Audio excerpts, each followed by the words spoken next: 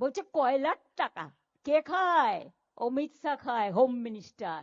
কি করে খায়? গদ্দারের থ্রুতে টাকা যায়। গদ্দার অ্যাডপ্টেড সন হয়ে গেছে। জগন্নাথের থ্রুতে টাকা যায় শুভেন্দু অধিকারীর কাছে, আর শুভেন্দু অধিকারীর থ্রুতে টাকা যায় অমিত শাহর কাছে। শুনুন, আপনাদের ভাগ্য ভালো এখনো যে আমি চেয়ারে আছি বলে না ওই পেন ড্রাইভ গুলো বাইরে বের করে দিই না। বেশি লাগালে কিন্তু বলে দিচ্ছি, আমার কাছে সব পেন ড্রাইভ করা আছে, আমি কিন্তু ভান্ডা ফাঁস করে দেবো। আমি একটা জায়গা পর্যন্ত সৌজন্যতা মেনটেন করি, বাট মনে রাখবেন লক্ষণের সীমারেখা একটা আছে, দণ্ড কাটা একটা দণ্ডি আছে।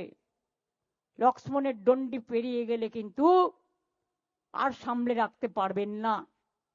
আমি অনেক কিছু জানি, বলি না শুধু দেশের স্বার্থে।